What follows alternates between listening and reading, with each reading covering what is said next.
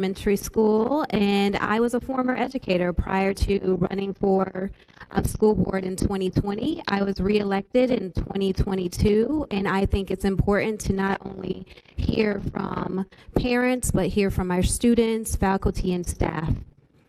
With everything going on in the world, as well as recent legislation and pending litigation, I think it's important that we hear from you on how we can collaborate together to promote the success of each and every child within our school district. So thank you all for being here tonight.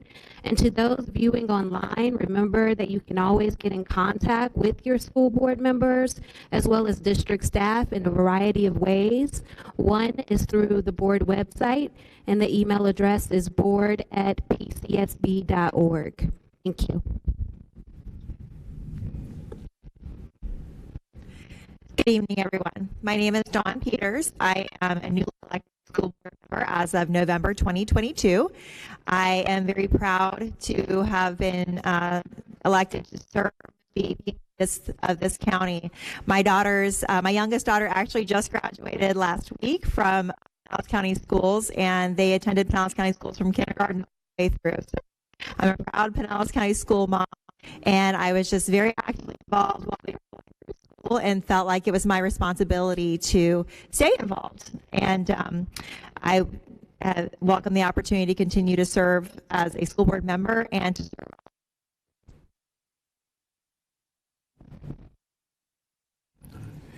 Good evening, everyone. Thank you for being here tonight. I'm Kevin Hendrick, school superintendent, finishing my first year as superintendent here tomorrow at the end of school. We thank everybody for being here. Just a moment about the format and ways to engage this evening. Thank you again for being here. Thank you all. I would like to do a quick review of the agenda tonight before we get started. We will begin with an overview from Superintendent Hendrick. Then we will conduct a Q&A with superintendent and board members for about 30 minutes. As you came in this evening, you received an index card to write your questions on. If you need an additional index card or have your questions, just raise your hand and a member of the staff will come by and provide you with an additional card. For those online, you can enter your questions into the chat. Following the question and answer, there will be an opportunity for all stakeholders to provide feedback on the district's strategic plan. Superintendent Hendrick will give a brief overview of the strategic plan, and then everyone will be able to directly write feedback that will be collected and compiled. During this time, the superintendent and board members will be present and will continue to be able to speak with stakeholders. Superintendent Hendrick, I will turn it over to you. A series of slides, and obviously our mics are going in and out, so I'm going to use my outdoor voice.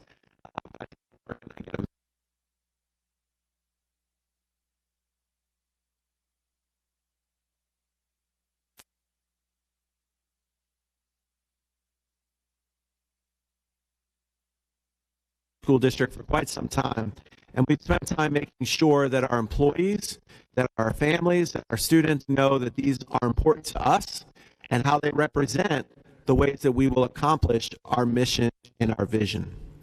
You've heard from 3 of our school board members this evening. I want to let you know this is really at their request.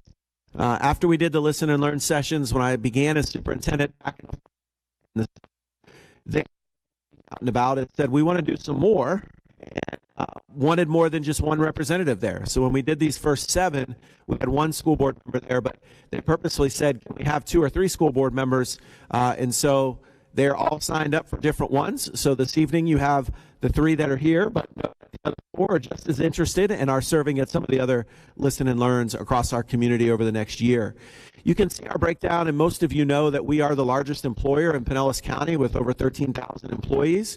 And with 100,000 students and this many employees and their families that are connected, on any given day, 30 to 40% of Pinellas County are directly affected by what happens in our schools.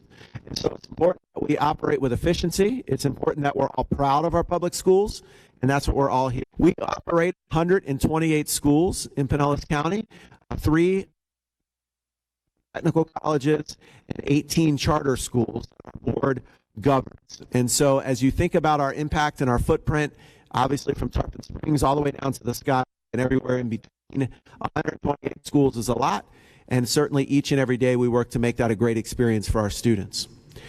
From a fiscal stewardship standpoint, our board is tasked with making sure each year we have a balanced budget and one that is reflective of the taxpayers' will. And so every year the board goes through a process of adopting a budget, and there's public hearings on that budget. And you can see on average we spend about 80 cents of our every dollar in the classroom with library materials, obviously salaries, transportation, and work inside the classroom. About 12% of that budget goes towards the maintenance of our facilities and acquiring those facilities when needed, about 4 cents on staff training and curriculum, and about 4 cents on fiscal services and general administration of the school district. We have a $1.6 billion budget, about $600 million of which is part of capital, and about $1 billion which relies in regular operating expenses. Getting back to the listen and learn sessions that we did this year, we started with 7, then added a few more. We ended up with 9 going back to starting in July and going through the month of September. But when you do these sessions and the public comes out, you want to reflect the words that you heard. So during that time in those sessions, one of those was at Melrose Elementary School. I see Principal Anderson is here tonight. And Melrose has a Journeys in Journalism program as it goes up to Lakewood High School. And at one of those sessions, you can see the picture in the middle there is Emma. Emma was interviewing me about the start of the school year and these listen and learn sessions. And Emma asked me, students, all these adults that are here, when are the kids going to get a chance to talk to you about what's important in schools? We have ideas too.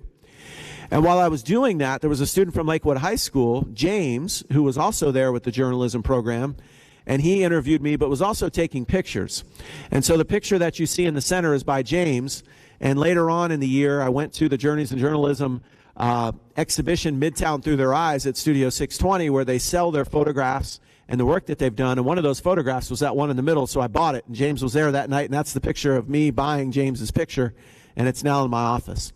But it represents our commitment to go out and listen to the community. And in fact, we did go out and do listen and learn sessions with our students. You can see some pictures there. All 128 schools had representatives from 4th and 5th grade in elementary school, and then in middle school and high school we had all grade levels represented. It was at the University of South Florida in St. Petersburg. It was a full day of gathering feedback from students, having them learn a little bit about college life and the campus, but most importantly, learn how they could go back to their schools and elevate the student voice in their schools. So every team of students went back to their school, did a listen and learn session of their own in some way, shape, or form at their school to try to make sure that the student voice was heard in our schools.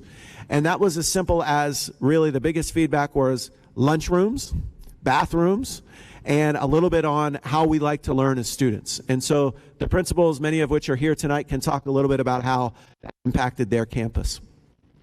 You go out and listen to the public, they need to know that their voices are being heard. And so we did those listen and learn sessions. We also did our annual stakeholder survey, and you can see the number of responses in that survey is pretty, almost 30,000 students, 14,000 families, 6,000 staff members. And so on the screen, but really the highlights of what we heard from the public, those listen and learn sessions, in our surveys that we conducted. So on the left-hand side, you'll see some of the themes. And then maybe more importantly, on the right-hand side, what did we do about what we heard? So when we heard that communication was important, make sure that the public felt more involved. And part of that was having these sessions that the public can come out, ask questions of the board, ask questions of the superintendent, and do that in both a panel format like you'll see tonight, but also one-on-one that you'll have an opportunity to do. I'll hit on a couple of others. You see that the middle school experience being transformed, and I may touch on that a little bit this evening. And again, hearing about transportation, which we know is an issue and we've addressed in a couple of different ways and have more work to do. So it's important for you to know that as you're here this evening, and if you've been involved in our schools in the past, that we've listened and then we've acted on the things that you've told us. And I think that's important as we come out and try to be transparent with you. So as was mentioned by Dr. Brown, each of these is in a different area of our school district, and tonight I wanted to just highlight some of the work of the Transformation Zone, but before I get there, just talk a little bit about our Bridging the Gap plan. Our Bridging the Gap plan is now in its 6th year, a commitment settlement with the CokeWebs organization, if you're familiar with that, to focus on 6 goal areas to improve the performance of black students in our school district. Those goal areas are high school graduation rate, achievement, and accelerated coursework, closing discipline gaps in special education, and improving our workforce diversity. And so there's a few highlights on the screen there today about what we've done in terms of trying to address those and some key strategies, from expanding VPK to a full program. We did that at 26 schools the last 2 years for free for families. And next year, by our board commitment, every student on free and reduced lunch in our school district can have full free VPK. That's really important in early learning, and we've seen the results of kindergarten readiness when students go to a full, high-quality pre-K program, and we're proud of that. We've also invested heavily in early learning. Close gaps at an early age, students will stay on grade level. And so there's a number of initiatives, the Pinellas Early Learning Initiative, a partnership with philanthropy groups, as well as the University of Florida, to train teachers. And in the Transformation Zone, we've done a lot of that work, and you'll hear a little bit about that this evening. I'm not going to go through every single one of these, but I want you to know that each year we look at this Bridging the Gap plan, and we look at new strategies, those that have been successful, those that have not. We listen to the public, and this is the result of some of those. I think my slides will move, maybe. Go ahead and advance it, Sean. So one of the things was communication. And while we can communicate a lot, and schools do that on their end, we wanted to put forth a community newsletter, and that just began in May. And part of the feedback was the public tells us we don't always know the great stories. We hear sometimes about the things that are going well, but what are the stories? So the started in May. Hopefully you've subscribed. If not, you can do so on the website. But it highlights both the current things that are going well, but also the success of alumni in our school district. Raise your hand if you're an alum of Pinellas County Schools here. There's a ton, right? We have great stories of alumni, and we've started and get them out to the public. So again, communication and working on that. We have a variety of social media ways. Social media has its ups and downs, sending our own story, and we do that each and every day, including through my own Twitter account, the school district's different social media accounts, and you can see those there. So this year, in the highlights of our school district, I've really tried to push our schools to focus on the student experience with high expectations for all. What is the experience that students have in our schools, in our classrooms, on our buses, in our lunchrooms, on our athletic fields? How do we elevate? Because we know that as we went through the pandemic, students missed out on some of those experiences, and you'll hear some of what we've done to try to combat that this year. But to start with some of those points of pride, I want to highlight the work of the Transformation Zone. Our Chief of Transformation Zone Officer, Danica Jones, is here tonight. But just a quick overview of those schools. There are 17 schools in our Transformation Zone this year, 12 elementary, 5 middle. And you can see some of the bodies of work that are focused on. But the biggest thing is providing additional support to schools that we know need it. And those schools may need it because of a school grade that did not go well in the previous year. But many schools, as you'll see in a second, it's because of the communities that they reside in and the need for additional supports. And we'll talk about some of those additional supports, but it's making sure that the schools that need that extra support receive it and get it in a more personalized way, and that's what Chief Jones and her team are able to do. So what are the schools and what are the results? So going back to 21-22, you can see the schools on the left-hand side that were in the Transformation Zone, and you can go back to 2019 to see why they were there. Some of them were because of F, and then the others were there because of historical supports to get them out of that school grade at one point or another, but most importantly, to keep them out of that. And so you can see the success of the Transformation Zone in 22. Every single school earned an A, a B, or a C. All of them got out of a D or F status. Every single school. We're not thrilled to have C schools. We want A schools. We are thrilled to not have any of these schools under state oversight. And that's really important if you know the history of some of these schools over a decade or more. Now, in doing that and the accelerated level of supports that these schools get, unfortunately, sometimes there are schools that don't receive the level of support that slip into the transformation zone. And so there were some this year that entered in on the left-hand side, but also we worked to push those schools out of that level of support and out of that level of oversight. Because as great as it is to have some of that support, some of the principals in the room will tell you, sometimes it's a little overwhelming too, right?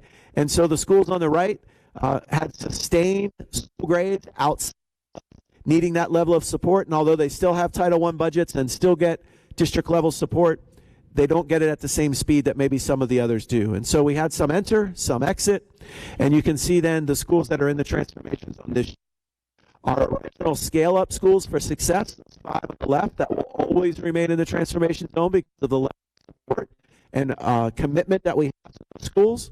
And then you can see the elementary schools on the left and the middle schools on the right. There are several middle schools that, although they've earned C grades or better for several years, they are schools of those scale-up schools, and they will be in the transformation zone because we want them to have that same level because of the nature of the feeder status that comes. So what does Mrs. Jones and her team do?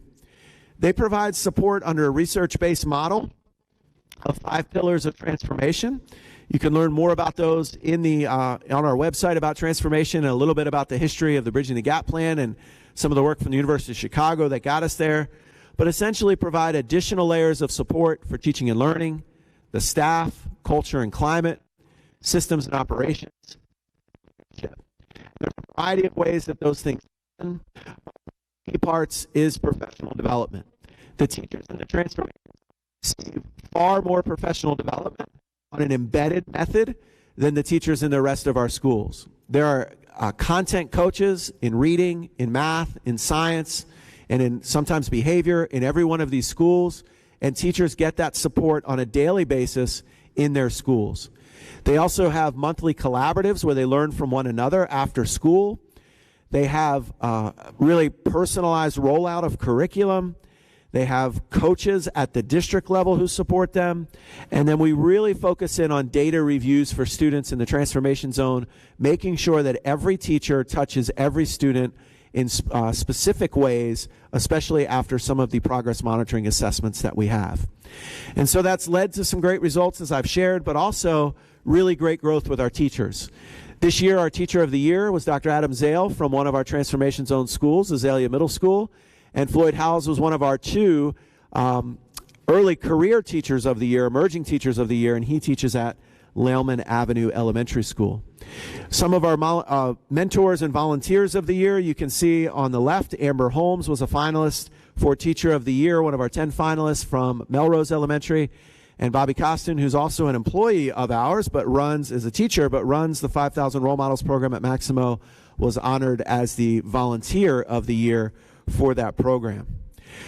I mentioned some of the programs that are specific to the Transformation Zone, the Pinellas Early Literacy Initiative, which rolled out in partnership with the University of Florida, Reading Recovery, which is an effort to work on first grade literacy, closing gaps early, and that started in our Transformation Zone and has expanded to other schools as well. Really a lot of field trips. I'm going to show you some of those highlights in a minute. But going down through each one of these, the point is that additional resources are continued to be provided for the schools that need it the most. And as school population shift and school grades shift, we shift those resources to support those schools. So here's some of the highlights that happened this year in the Transformation Zone from different academic competitions, field trips. You can see a large group going to Physics Day at Busch Gardens, the USF Engineering Expo. But I'm really proud of the competitions that were held. You can see a March Madness one in algebra, to a Transformation Zone math competition, multiplication competition that St. Petersburg College hosted for us, and a massive math carnival that was also held on a Rays baseball game night because there was no parking left. That side was full, this side was full, but what was most important is hundreds of families were here learning about math with their children, having fun. And it was not one of those things where everybody gets a prize. You had to actually do the math to get the prize. And students were doing it with families, and it was a lot of fun. There's a tremendous amount of business partnerships in our transformation zone, specialty groups that support just schools in our zone, but then others that support the entire district. Many of you are familiar with the Campbell Park Resource Center that is here on this campus that provides free health care, free legal support for families in our schools, a food pantry, and also after-school tutoring programs. But you can see a number of individuals that partner specifically just with our zone schools, and we're proud to have them as partners. Here are some of those field trips this year, and I'll just run through them real quick. But iFly STEM, the Rays games, the Grand Prix here in St. Petersburg. Every one of our middle schools in the transformation zone took a trip to Tallahassee to meet with our legislators, who all of those students were taking civics this year. And again, that's something that we wanted to do. We felt it was time to push that on civics, and we focused first on our transformation schools to get that done.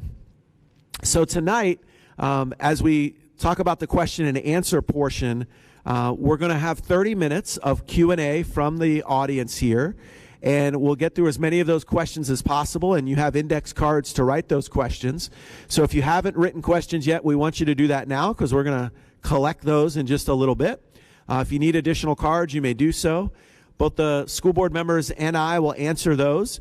But I want to also just caution on a couple things as you write those questions. As you probably know, and if you've been involved with the schools before, we won't answer individual questions about a teacher or principal or anything like that. This isn't the appropriate forum to do that. But happy to answer questions about schools in general or anything like that. And I want to remind you that our board, who oversees governance for our district and comes out to the community. Sometimes people just want to ask questions of a superintendent. I want to see questions of our board as well. I enjoy those. So feel free to spread those around as you have those. So at this time, if you have questions, if you'll hold those up in the air, and members of our team will come around and collect those. We're going to do those questions for about 30 minutes, and then we'll transition into getting feedback on the district strategic plan, and then individual question and answers, and the board and I will be here as long as needed to answer those questions individually. So I'll pass it back to Dr. Brown, and he will moderate those questions, and you can hold those out throughout, and folks will come up and collect those from you. Thank you, Mr. Superintendent Hendrick, for that overview and information on how stakeholders today can give feedback in order to guide our district. As the superintendent mentioned, we are moving into our question and answer period. I just would like to remind everyone that the board and the superintendent are committed to a standard of civility and decorum in conducting our community meetings. This includes refraining from clapping or making audible noises during or after a speaker or staff member comments. We appreciate you in assisting us in maintaining a civil and constructive environment tonight. It's everyone's responsibility to ensure decorum, respect, and civility for all who are present. Lastly, please note that this meeting and all comments will be broadcasted live on the internet, and that the video will be publicly archived. So members of the public may always communicate, as Ms. Edmonds mentioned earlier, with the board or the superintendent through their email address. It's board@pcsb.org or super@pcsb.org. And now to our first question. The first question is, what is the rollout plan to implement the new legislation regarding earlier school start times? Good question. So first, the legislation requires 2026 for the implementation of that. And I think I can have our board speak to what we've done a little bit to talk about this. But just in general, a couple things. We have a deep commitment to transport students for our district application programs in this district. The board has committed to that for 30-some years. It was part of our initial integration of schools, and I think our board will continue to commit to that. So when you have that as a commitment that you're not just going to transport in the neighborhood, it creates challenges on the transportation grid. So with that, you have to consider that the only real way to do that, short of 600 drivers, is do what other districts have done, and Hillsborough did this a couple of years ago, and is flip schools. And so if high school can't start before 8:30 and middle school can't start before 8, the only school left to start before 8 if you're going to have 3 tiers, is elementary. And, you know, the board in previous boards have talked about not wanting elementary children out at the bus stop in the dark at 6 a.m., but that's going to be our only option if we keep that same system. So we've talked about it already. We briefly talked about it at a school board workshop, but we are prepared to address it, but know that someone will have to flip because everybody can't start at 8:30. So I'll let the board chime in. One thing I would mention is certainly I'm in support of the research that shows that high school start times are better later, that adolescents at that age need that sleep. And I've been involved in the high school start times task force at the district even before I was on the school board. And as we looked at the county and as we looked at the routes and efficiencies, and as somebody who studied engineering and getting into this and looking at it all, one of the first things we did was try to find those efficiencies. And we have been committed to busing to all district application programs, but one of the things we started doing about 8 years ago was moving to geographical zones of those application programs. So it used to be you could apply, if you were in Tarpon Springs, you could apply to a school in South County and you might be on the bus for an hour and a half getting to that school. That is not the case anymore. And so now we have several schools that are in thirds. You have one of each kind of program in the 3 different parts of the county. We have a couple where it's in half. And so one of the things we have done is zone our district application programs, and I think that that was a smart move. And that has helped some with reducing the number of routes, right? So number of routes, numbers of drivers, minutes, hours on the road, congestion on the road, environmental impacts on the road, a whole host of things. A couple things we've done also is last summer we piloted putting middle schoolers and high schoolers together on the same bus, and it worked in our summer bridge program. And that's why this coming year we've actually changed a couple of start times for some middle schools to be able to combine those routes. We're going to see what kind of impact that has. The other one is we also, for our main arterial route that runs up and down the spine of the county, that buses to the application program schools, we are changing some of those bus stops and making it more efficient. So I'm looking forward to see what kind of savings when it comes to routes and drivers that shift is going to have. And I'm still hopeful that doing our own math and our own due diligence, we can solve the high school start time problems ourselves without having been told we have to do it. But at this point, yes, it is the 2026 as far as from the legislature. And if we can't get it solved through logistics, efficiencies, engineering, then there is that potential elementary switch.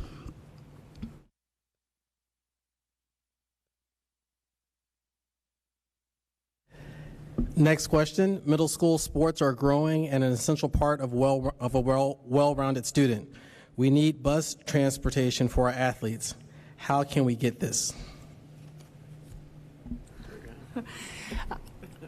I don't know how much we've talked with Mr. Bennett about this yet, but one of the other things that came out in legislation this session was that we can now use vehicles other than school buses to transport students. And so I do wonder if using licensed, insured, commercial vans or things like that can help us with athletics, with field trips. You know, it's going to take some research over this summer to find those companies, but I'm hoping that that can help. But I absolutely agree with you that athletics, you know, serve both happiness, teamwork, success, drive, and I would like for all of our scholars to have opportunities to participate in those athletics and us to be able to provide that transportation.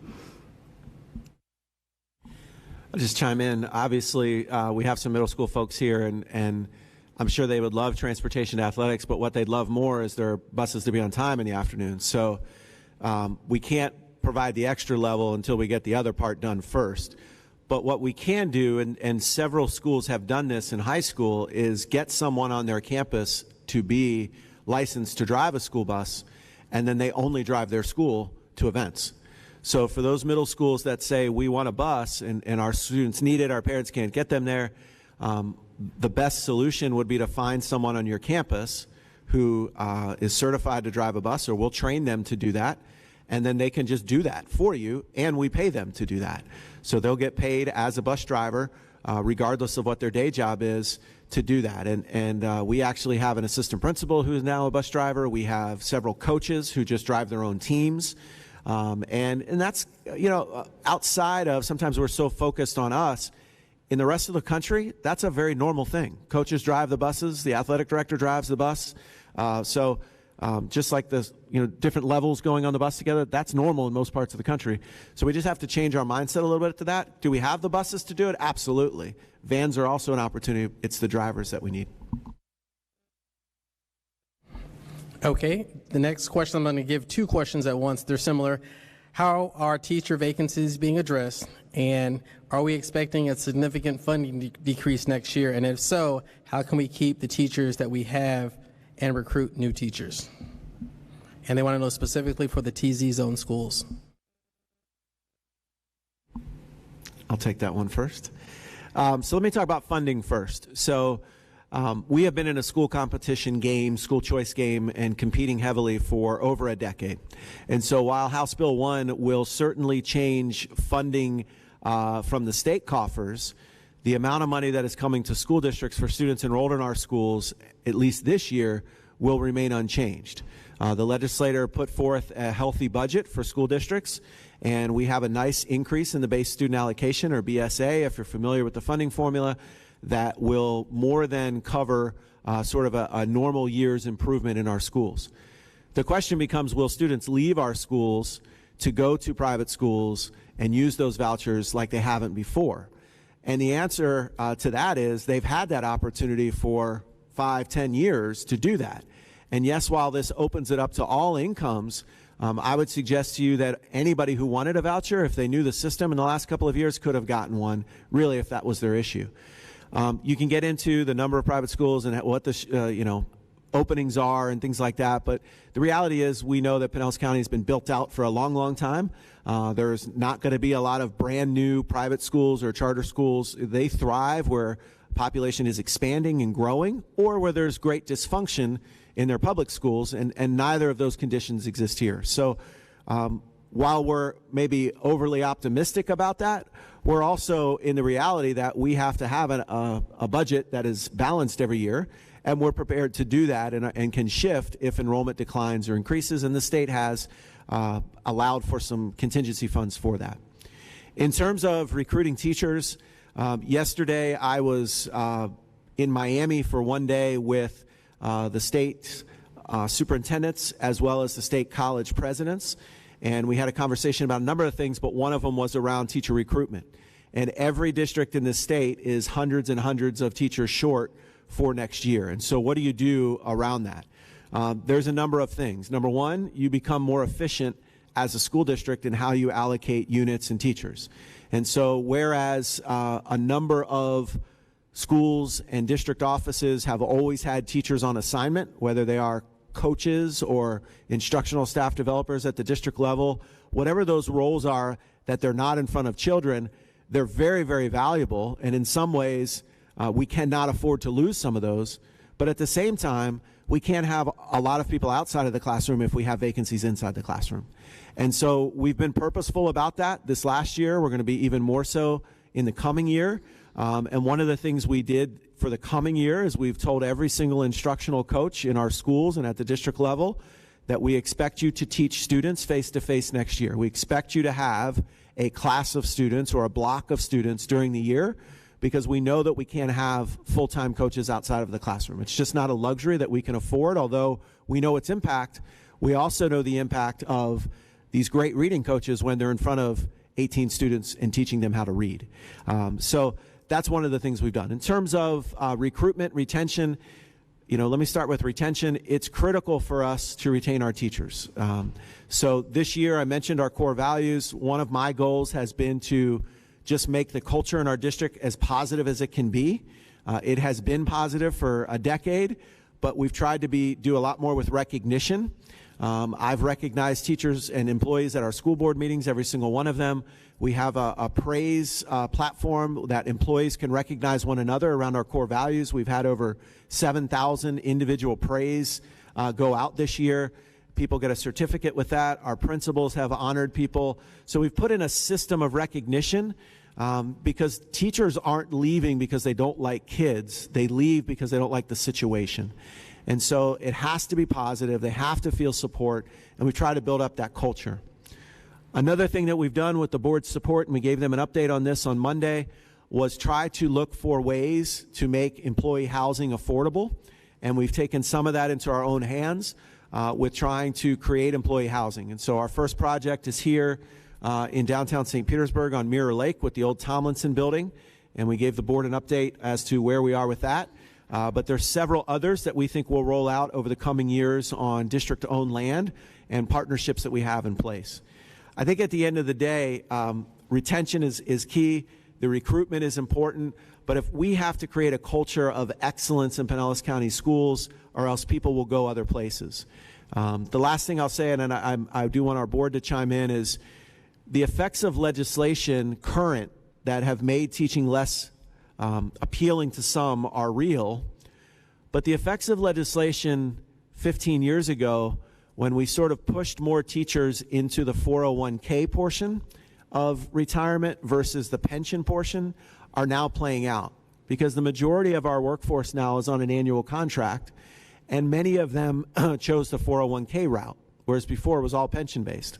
If you were pension-based and you were in your 20th year, there was no chance you were going to leave.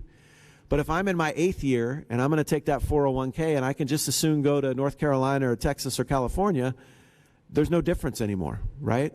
And so that's a legislative change that maybe we've lost on ourselves, that all of these things add up to just make it so that it's not that people don't like Florida or Pinellas County, or maybe they don't, but the teaching profession is more transient now than it ever was. And that's just like a lot of other professions have always been, where there's never been a pension if you were a marketer or if you were a financial person, right? You always had a 401k and you moved from company to company, and that was normal. And so that is becoming a little more way of the work in education, but that doesn't help recruitment and retention.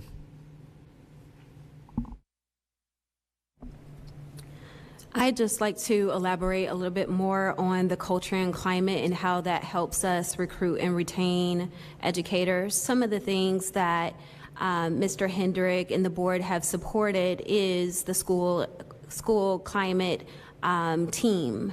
And what they're tasked with is supporting the schools and teachers and individual students. And something that we may not be able to have enough of is resources to meet the needs of each and every individual child. The school system is tasked with a lot, from feeding, addressing housing needs, social situations that may impact the student's ability to learn within the school. So I believe the more we can partner with community agencies outside of the school as it relates to additional services that may not be able to fully be supported within the school, that is another way that we can bridge that piece. Something else that I like to share that the HR department has been doing as it relates to recruitment and retention is attending job fairs throughout the state, virtual, attending in person. There's also a program that they have with the University of South Florida called Call Me Mr., and that's an opportunity for them to recruit African American males into the profession. Something else that the district is doing is expanding on how we share opportunities within the district for our students who are looking forward to a career in education. For example, Tarpon Springs High School, they have opportunities for children or students to enter the education profession by earning a certificate through CTE. And it's those opportunities that we're connecting students with, the career path that they're interested in early, which hopefully will lead them to staying within the field or returning back to Pinellas County after they obtain their full education. So there is a plethora of things that are occurring to attract and retain teachers. I believe the question was specific to the transformation zone. And the transformation zone does have the opportunity to offer increased recruitment incentives for those employees that work in the school system.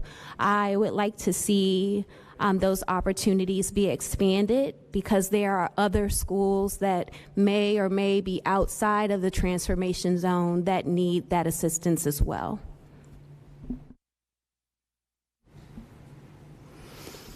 I'd like to just share a few things on this question as well. So as far as vacancies go, I believe throughout the year we averaged about 100 instructional vacancies. That's out of about 7,000 instructional staff across the district. 100 might not sound like a lot compared to 7,000, but if it's your student or if it's your school that you're trying to figure that out, it's hard. And so figuring out how to get those 100 vacancies filled is really important for us. Certainly you can't talk about retention and recruitment and employment without talking about remuneration, because your pay matters for certain. We have a really high starting teacher salary raise comparatively to the rest of the state here in Pinellas County, and I'm certainly proud of that. But then it gets compressed really fast, and the actual raises year to year are not a lot. And I think that is really difficult. Over the years, I've tried to compare it to the military pay scale as a veteran myself. I've tried to compare it to the government service pay scale, other kinds of pay scales, and look at what kind of annual increases that they get. But what I want to tell you about the Pinellas County Schools budget is every year that we get that new budget, we look at it as close as we can to find everything we can to put into teacher pay. And you saw the slide earlier that said 80% goes towards those costs. So when it comes to the money that we're already getting in, that's the money that we have, and we have to put that out. If you all have any ideas on programs that you think we should cut, that we can take that money and put it towards teachers, I am all ears. The budget is coming out soon. That's something that we work on in the summer. So I would really love to hear those ideas. Again, we have 7,000 teachers, 14,000 employees. So it's got to be a lot of money that we're cutting to actually make a difference. But what we can talk about is how we get more money into that budget. And so option one, you cut expenses and move it into pay. Option two, you bring in more revenue, right? And so is that more revenue from the state, and how much? Is it more revenue from the county? How much? Are we willing to support another referendum here in this county as citizens, or some kind of tax in order to pay our teachers more? I think that those are interesting things to talk about when it comes to bringing in more revenue so that we can pay our teachers more. I do appreciate the efforts that we are putting into offsetting major costs. Right now, housing is a major cost. So whatever intelligence we can use when it comes to real estate to help offset that cost of housing, I'm glad that we're working on building some affordable housing. But gosh, you talk about 80 units here, 100 units there, that's good for those folks, but how do we really move that needle? I think childcare could be something that we could look at, trying to help with offsetting some of that childcare costs. And then I do think that the superintendent's focus on climate and culture this year, I hope, has made a difference, because climate, culture, and respect and value matters. I used to feel like, 6-7 years ago, that kind of the swirl in Tallahassee, like there'd be all this legislation and people would talk about stuff, but it just kind of lived up there, and it just was this little swirl, but it didn't get into our classrooms. But today, I feel like, especially the last couple of years, that swirl is in our classrooms, and our teachers feel it, and they don't feel it positively, and that breaks my heart. And so I think at the school level, especially our principals, it is so important, that tone that we set every day in our schools, and teachers supporting teachers, principals setting that climate, and families. We have to all constantly remind our teachers that we value them, we respect them, we trust them, and we thank them for choosing this profession that makes such an impact in our community. So when it comes to retention, I hope that this community can all come out and make sure that our teachers, at the very least, know how much we value, respect, and trust them. And I promise to keep working on the pay thing as much as I can. Next question. How will Pinellas County continue to build on the student experience? You briefly mentioned the pilot program, but what types of electives will be offered to students not in magnet programs? So our big focus on this for next year is in middle school. We'll briefly touch on that. But our look is to say every student should come to school every day with something so exciting for them that they don't want to not come, right? So most middle school students may not get thrilled about math or English class, but what is it that they can get really excited about? So if it is the arts, if it is athletics, whatever that might be. So we're piloting in 6 middle schools next year an enrichment period to give students voice and choice and what that looks like every single day. But in terms of electives, broad-based, we still, as a district, sometimes we take these things for granted, our commitment to the arts, that every single elementary school student gets the arts every single week, both visual and performing. And then in our middle schools and high schools, we've committed to a full-time program in every single school. And again, that's not necessarily the case everywhere in the state. In terms of other electives, we continue to innovate at every one of our schools, and each of our principals here could probably share with you some of the things that change over time.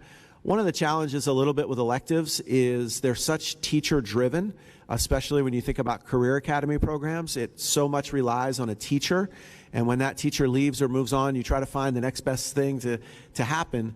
But in terms of some of those career electives, we're also competing with industry for those people. So we'd love to have more HVAC and electrical wiring programs and things like that in some of our middle schools and high schools.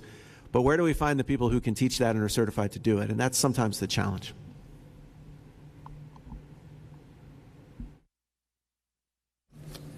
Next question.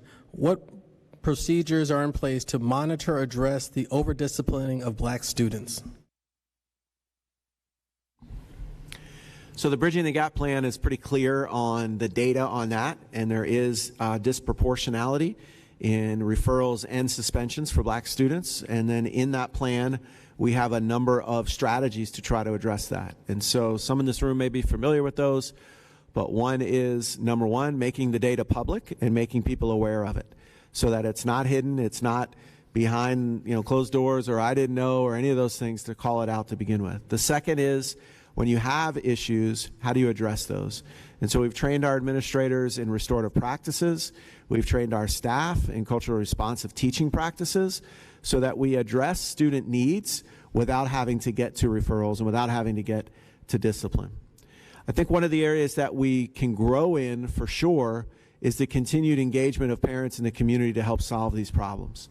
When we have overrepresentation in discipline, and whether it's black students or students with disabilities or other subgroups, we have to look at ourselves and say, how do we come together to solve these problems? So one of the things that we've done this year, again, every year trying to look at new strategies, is to work with mental health providers with students who are repeat offenders and ask families, do you want to engage in those supports? So there's juvenile welfare board supports that we try to connect families to, but we've specifically contracted with a provider at the suggestion of the community to say, when you have students who are suspended, what do we do for them other than just suspend them? And so that's something we've tried this year, specifically in middle school, and we've seen early success, but it's new, and we've struggled, honestly, getting families to engage in it sometimes. They're frustrated too, and they sometimes don't engage. Beyond that, the best thing that we can do, Dr. Brown, to answer the question, is have great schools with awesome teachers. Great teachers solve most of our problems. They really do. And so that is our constant piece. And getting back to the previous question about how do we do that specifically in the transformation zone, we heard lots of good ideas and answers to that. But that's how we solve achievement gaps and discipline gaps, is we engage students in classrooms, and we have teachers that take away that outside noise and simply elevate both the academic performance, and with that comes the behavior performance. Another thing I would like to add to that is the need for mentors in our schools. I was a certified mentor for 4 years. I actually worked at Thurgood Marshall Fundamental Middle School as the mentor liaison. And when you see the impact that you make on a young person by just visiting with them once or twice a week, it's really, really incredible. And so we really need to emphasize those partnerships with the need for those partnerships with our businesses, the members of our community. People don't have children in Pinellas County Schools. Great, let's take 30 minutes a day, or 30 minutes a week to go have lunch with a child and build a relationship with that child and let them know that there's somebody out there that really, really cares and holds them accountable for what they're doing in school. It's really incredible, and you'd be surprised how much you will get out of it as well. But it's very, very impactful, and we have a very high need for it. And it's on our website to become a mentor. So just go to our website and you can get more information on that.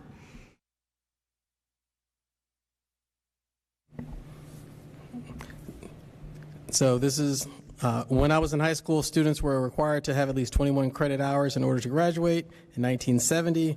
What is the number of credit hours required now? It depends. 24 or 18. So 24 is the traditional high school diploma. The state has an 18 credit option, which essentially is just all the 18 core classes and not the electives. It was originally put in place for acceleration, so students could graduate in 3 years. So it's 24, but could be 18, but it's the same 18 that are within that 24.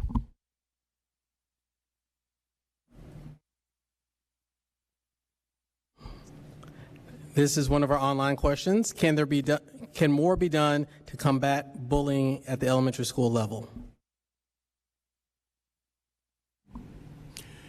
Of course. I mean, any bullying is too much.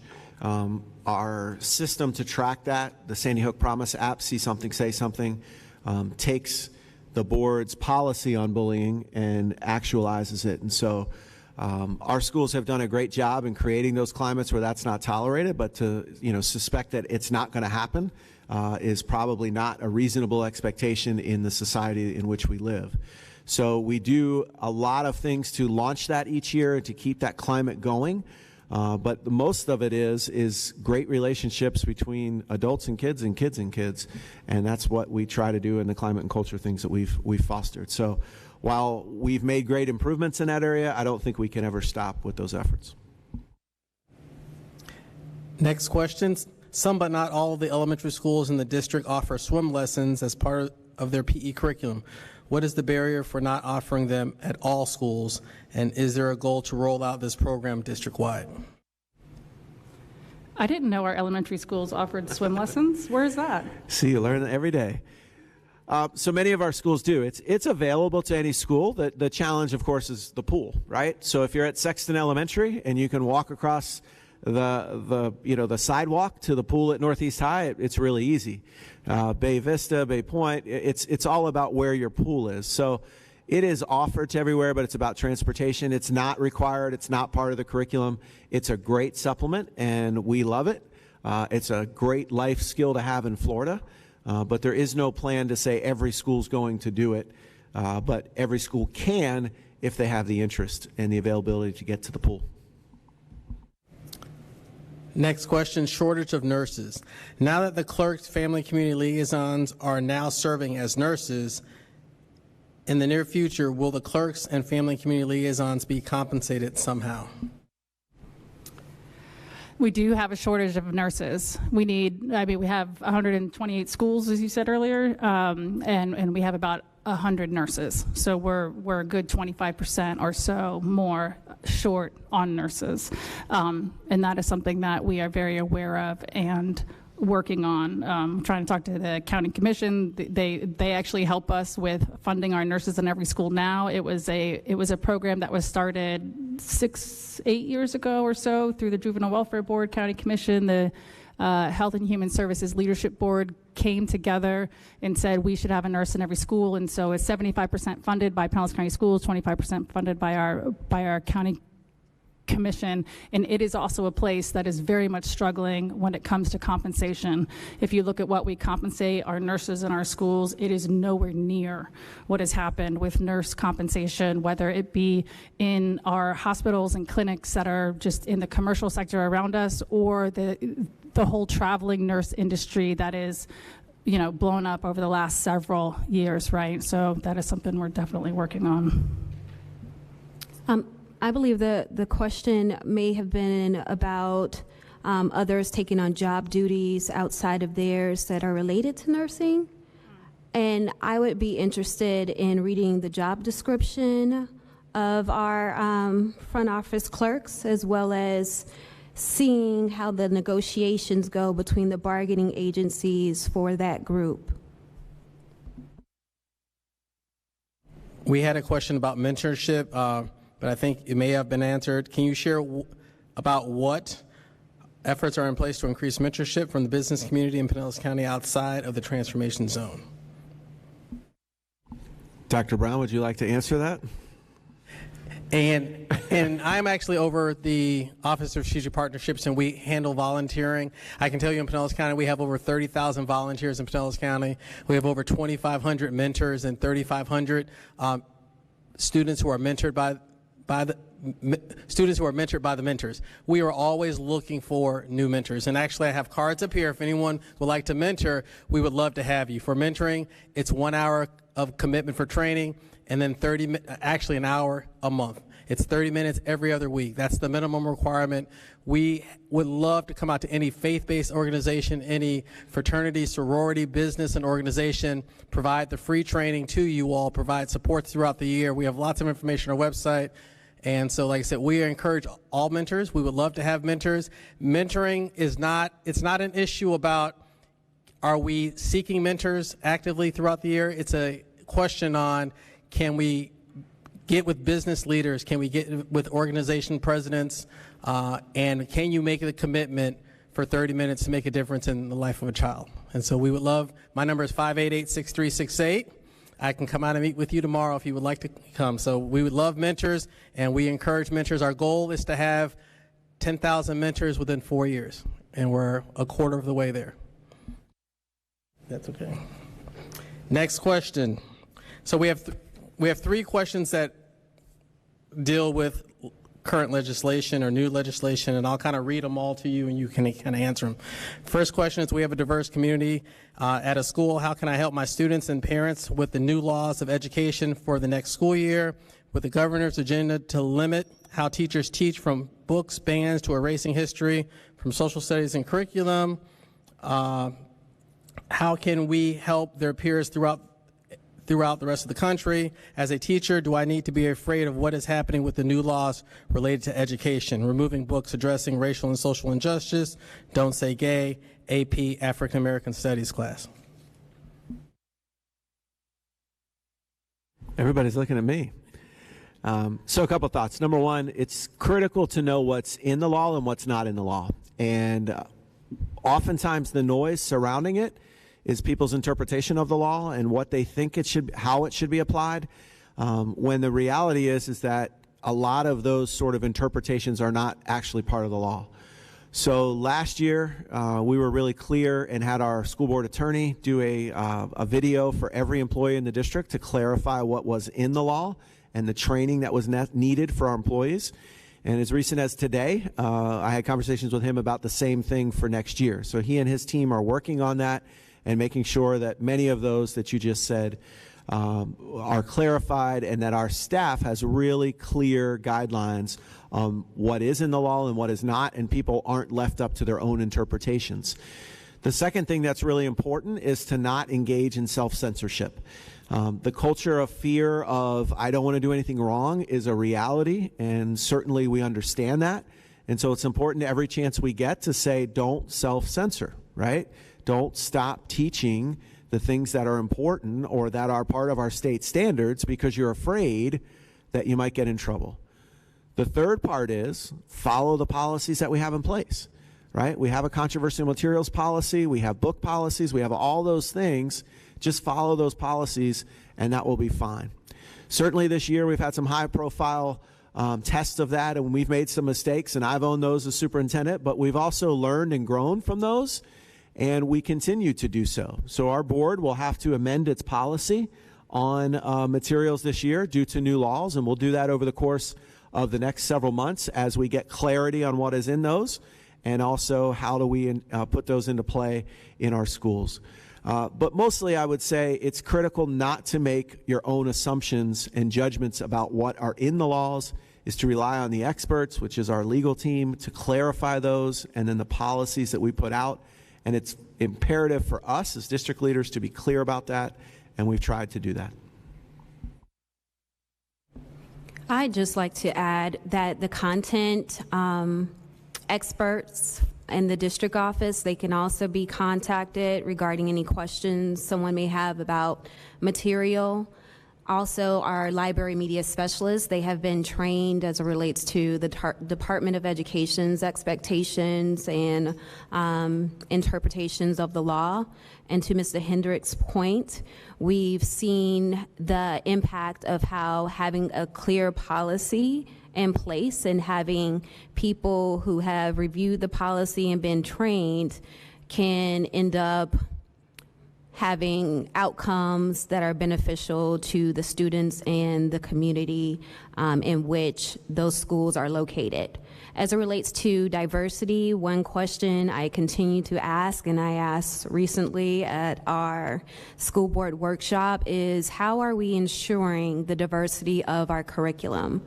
The district has a rubric that they use when reviewing curriculum, such as textbooks that may be used, that they use in order to determine their selection of that material.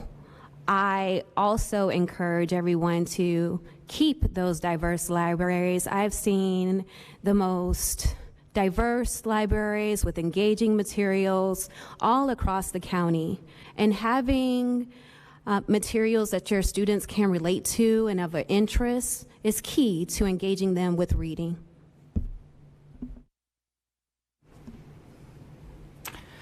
I learned about a concept actually from Mr. Hendrick several years ago that many of you educators probably already know. It's the windows, mirrors, and sliding glass door concept when you're looking at your materials within your classroom. And excuse me, what that means is that if there's a mirror, you should be able to see yourself. So a student should be able to see themselves and the kinds of materials that are being put in front of them. And then windows, you should be able to look through and see someone else who's maybe different from you. And sliding glass doors, maybe you can step through. And I think that's the most beautiful philosophy. I certainly hope that all of our teachers continue to employ that philosophy in their classroom libraries and in the materials that they put in front of their students. I would also mention on this topic, so I mentioned earlier, I have a 12-year-old and an 8-year-old. And parenting today is much different than it was 20, 30, or 60 years ago. My mom was worried about Madonna, and her mom was worried about Elvis. And good Lord, I would love if all I had to worry about was a radio dial in my car.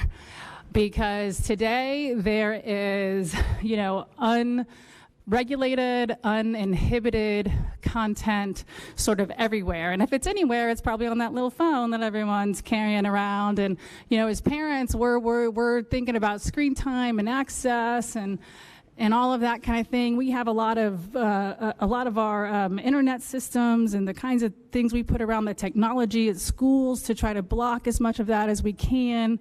But the fact is, it is out there, it is everywhere, and it makes parents and all kinds of people nervous about the kinds of information that gets in front of their children. Do you know what time I'm not worried about? I am not worried about the 7 hours a day that my child is at school. Because his teachers are professionals who have chosen this profession because they love children and they love teaching and they love learning, and I trust all of them to give my children the materials and the books that they think are appropriate, because I know that they are choosing them as they are appropriate for my child. And so I think right now, being able to communicate that trust and that value, and I want our teachers to feel that, so that as our superintendent says, they don't feel like they have to self-censor, because you are professionals. You are professionals who choose this job, and I know you are purposely choosing age-appropriate, good materials. Follow the processes, and then let it play out. If somebody questions it, we'll hold the panel and we'll let it play out. And maybe there are some things that have to be removed. Every now and then, yes, there is stuff out there that has to be removed. But at the end of the day, we have to have a culture of trust and value for all of our teachers. And I want you to know that as a parent with kids in this school system, I trust you. Just want to chime in one more thing, Dr. Brown, is we are also required to follow the law, right? So we can't interpret the law as we want it. We have to follow the law. And the law includes age appropriateness, but it also includes diverse materials. The law actually says your materials must be reflective of the students in your community. And so we have all of those things, and as Mrs. Hines said, there may be things that are against that, right? But at the same time, we have to follow the whole law, right? And that includes making our materials diverse. Can I just add one more thing? You, here in Pinellas County, you have an amazing school district with 7 school board members who, when we discuss all these things in workshops and at board meetings, we value our teachers and our staff. We are here to help you and support you in any way possible. Nobody is here to get anybody in trouble or try to catch somebody doing something. This is a whole new process for all of us, and we want our teachers to be comfortable and feel supported and feel like they can come to us and ask questions. And this is a learning process for everybody. So, and I've been around other school districts in our state. You have a professional, respectful school board and district that really does appreciate your teachers and staff. And we hope to always maintain that decorum in every forum possible. But we really do understand what you guys are going through, and we're here to support you through that whole process. And our final question, there are 2 questions that can be sort of the same, so I'm going to phrase it as this. With all of the legislative changes dealing with health, education, and with positive behavior model, what alternatives or what support are we giving teachers in order to support our students? Not sure I understand the health and PBIS together. Let me read it. Okay. Okay. So it says, with all the dramatics, physical, emotional, and psychological changes that middle schoolers experience, how are you and your teachers and staff going to support them with new restrictions on language relating to health education? Okay. So one of the things Pinellas County has done for years, different from other districts, is have a really bona fide health education curriculum. Many districts teach the sort of required standards through science and really don't even focus on sort of the middle school model and brain. There's very few things that are actually changing in the legislation that would require us to change anything. The pieces that have are mostly requiring parent consent, and we had already done that, so we've made all that public. It's on our website. You can see our curriculum, the parent consent letters there. So we've been very transparent in that process. We sort of got ahead of that curve a little while ago. In terms of the middle school, just brain and all of that, that is part of what we're looking to get some of your feedback on tonight. And we recognize that in our district, if you're looking from an academic perspective, it's our greatest need of improvement, and we're committed to doing that.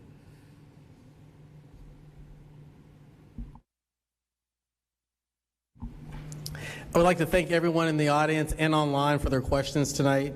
And thank you to Superintendent Hendrick and our board members for being here tonight with our stakeholders and answering the questions. Now I'm going to turn it back over to Superintendent Hendrick to give us an overview of the district's strategic plan and to let you know how everyone here tonight can give direct input to inform the board and the district leadership on the 2023-2024 plan. Thank you. Thank you, Dr. Brown. Then I'm going to roll through this quick. We took a little bit longer on the questions because we wanted to get every single one in. But we're in the process of updating our district strategic plan, and just quickly, we are looking to make it fewer goals. Right now it has over 160 goal statements, and that's not really, it's a list of everything that we want to do well, but we're trying to narrow it down to what are the 15 to 20 things that we really want our board and our staff to focus on to accelerate student growth in our district over the course of the next 3 years. And so many of you have probably been familiar with iterations of it. These are the ways that we've gathered input, including here tonight from you. But talked to students, all the things I talked about at the beginning, but also looked at our PCTA vision for Pinellas County Schools that our teachers union put together this year. And then our school board has engaged in 2 work sessions where they have gone through and given their input specifically on our plan. And so what have we heard from stakeholders over the course of the last several months as we've done this? I'm not going to read every single one, but I'm going to highlight a few of academic excellence by all students, being innovative in our programming, safe environments that we've all talked about and come to expect in our schools, recruitment and retention of teachers that you've heard about, our Bridging the Gap plan, which is important and critical, and that's been very loud, real-world experiences, and you can see more, but also just that making sure that we continue to be fiscally responsible. Our district is in a great position financially and has been for quite some time, and we need to continue that. So our sort of focus and vision for the plan is to bring that number of goals into a reasonable range that everybody can focus on and understand, to be transparent with that. So with those goals, have really clear public dashboards of our progress and what our long-term goals are, to make sure that we're taking in all of those contributions from staff and students, and then be very public and make it easy to understand. So you can see a number of sessions on the left that we've already engaged in to gather input and that our board has engaged in. And then you can see on the right the upcoming timeline for that, including this Listen and Learn tonight, board workshops, additional time out in the community, and then finally a finalized plan with our budget at the same time in September. And so how can we hear from you tonight and online? So there's a number of questions that are here in the cafeteria that you can use the sticky notes to put feedback on. There's also a QR code you'll see in a second that you can do it on your phone or online. And essentially some high-level questions. What do we do exceptionally well in Pinellas County Schools? So what are we proud of, and how do you know that we do it well? Because we want to continue to do those things well as we focus on this plan. What do you want us to be known for? Pinellas County Schools is known for a number of things, including our robust district application programs. What are those things that you want us to be known for over the course of the next 3 to 5 to 10 years? What areas would you specifically like to see us improve? And we ask that you be very specific about that. Not general as, be innovative or improve our schools, but specifically, are there specific content areas or programs that you'd like to see us accelerate or groups of students to improve? And then with that, what ideas do you have to elevate the district's prominence? So here are the areas that you think we can focus on, and then maybe what are some ways in which we can accomplish that? So there's the QR code. You can use your phones. You can also use the posters here. And then the board members and I are available for individual conversations the rest of the evening as long as you're here. And once again, we thank you for coming out tonight. Maybe the rain has stopped. Maybe it hasn't. I'm not sure. I know it's still wet. But we appreciate your input, the questions, and your feedback for our plan tonight. Thank you so much.